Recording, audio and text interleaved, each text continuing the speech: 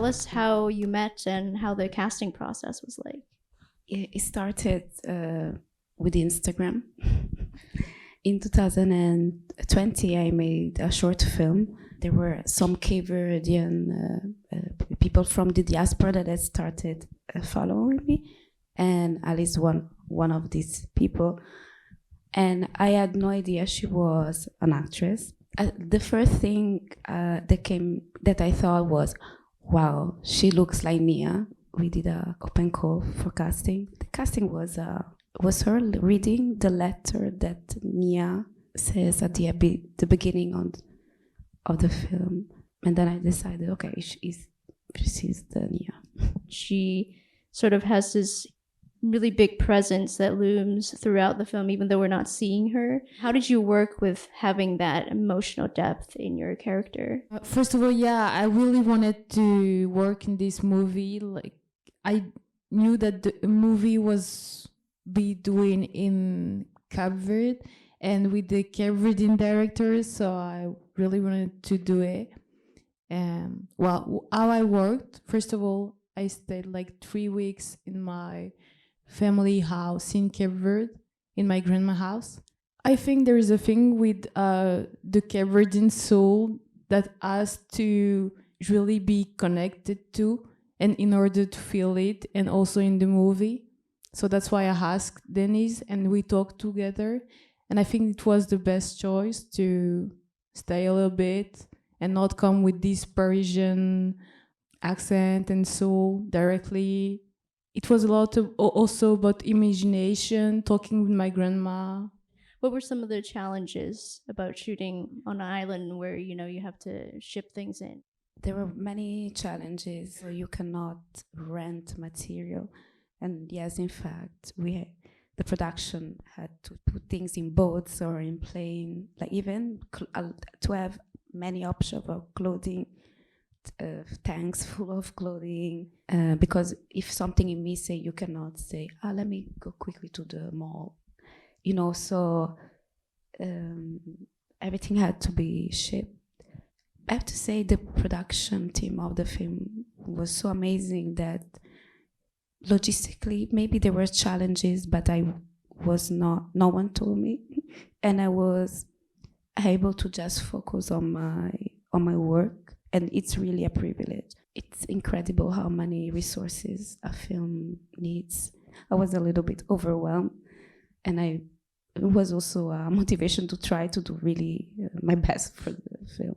And on an emotional or maybe spiritual level, how was it like going back to Cape Verde to film? Because you don't live there, you didn't grow up there. It was a journey of many years, and I'm glad that I took my time, because one of the reasons why it took long was I'd really take my time to do tiny steps towards. I felt a lot of responsibility. Rushing was not an option. Many things that are present in the film are there thanks to this taking time to arrive to the film. And Alice, you kind of mentioned a little bit, but how was it like on an emotional level going back to Cape Verde? First of all, I would never thought that a movie would have been done in my parents' home country, a female Cape Verdean director, in an island that not a lot of people know. I was just like in a little fairy tale, but at the same time feeling everything so deeply. The first time I went to Cape Verde just to visit Cape Verde, I was 14. And then that was quite of the second time I went there. And to go to work there, it's just, unbelievable. So landscape and nature are featured quite heavily in the film, and it has a very specific aesthetic. How was the location scouting work? 6 months before shooting, I did this work, but with my cinematographer and art director, we really took so many pictures of the location and the island. And then we printed it, and then we cut it, and then we were putting in the floor and trying to understand, okay, which side of the volcano this, I like this, I like this, too far, it's too difficult for production. You have to have a very practical approach to that, which for me was very, very, very difficult, because the transition from writing to directing, it's absolutely necessary if you want to make a film, but it can be a little bit violent, because when you write, you have a certain type of freedom and attachment to abstraction that you cannot have during location scouting. And also very important decision need to be made, like, okay, Nana's house, which one of these houses is going to be Nana's house?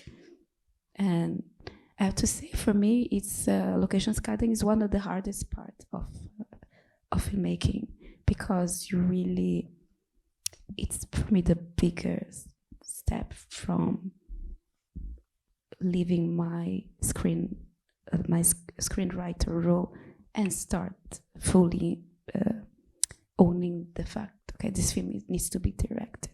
There's a lot of maternal figures that brought up Nana, sort of these surrogate mothers. How did you go about thinking about these thematic ideas of surrogate maternal figures? I really wanted to show how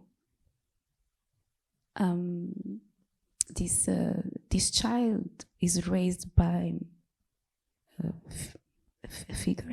mainly female figures, but not only, but also by the nature where she is from.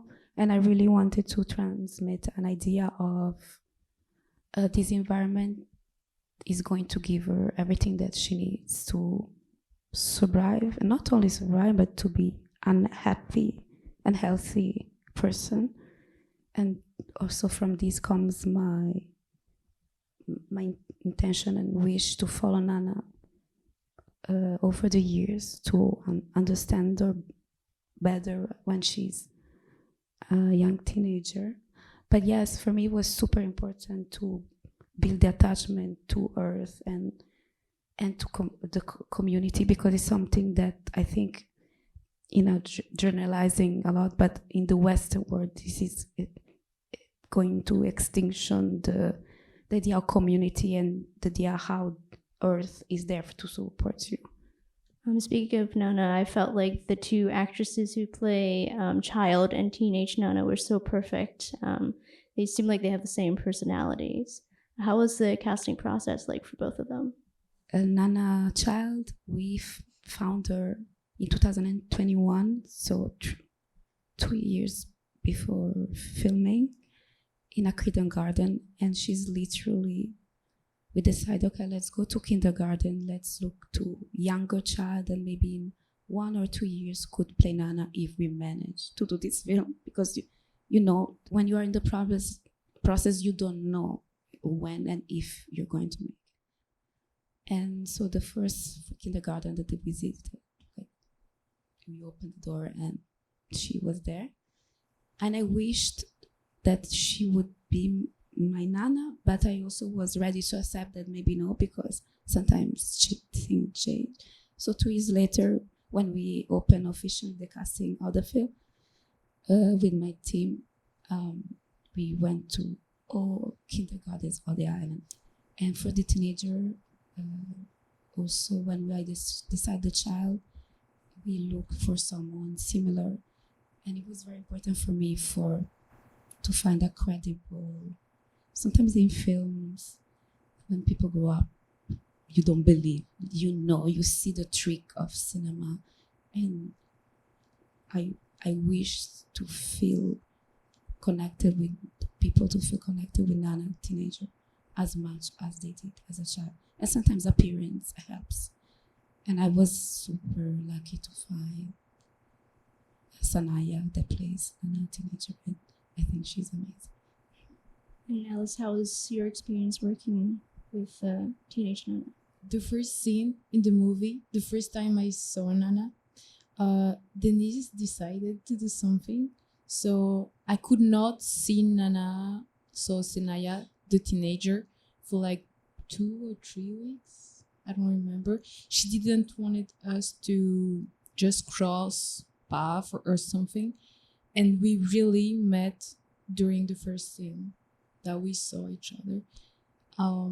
It was super weird because during the whole shooting, we had this weird relation that we were like kind of shy. Like she was shy to talk to me. I was a bit shy to talk to her.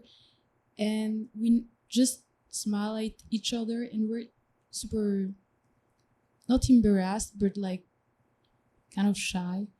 And then we really just got friends at the end of the shooting. We knew this relation in the movie, and the relation in the movie just impact the real life. But she's incredible. She feels everything. It's easy to play with her. She gives you a lot, and she takes a lot too. I mean, she's a big actress, really. So the question is about the differences and challenges in working on a short film and a feature film.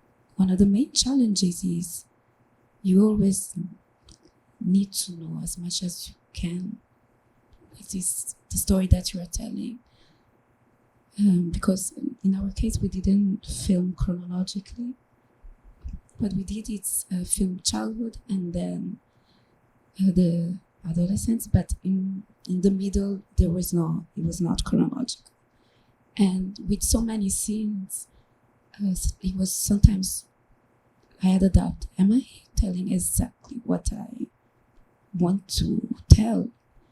There is a very intimidating question that as director we are asked a lot of time before filming, like, what is this film about? Or what is this story about? This question always scared me. After this film, what are your next big dreams? I'm asking myself the same question because I finished the editing of HANAMI in June, and then all of a sudden I feel the world open to us, which is a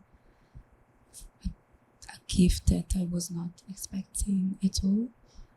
I was very surprised. I know that I wanted to make a film that had a certain softness. I will do the film that I want to do, and this is the film you just watched. You really feel this gratefulness you want to give them back in another film.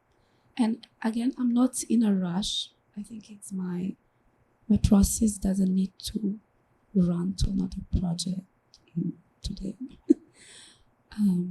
But I'm very open to many different things, and I hope that a second feature film will come in the future. Alice, what's your next big dream? Just enjoy it and don't take it seriously. Thank you so much for coming, and please give it up once more for Denise and Alice.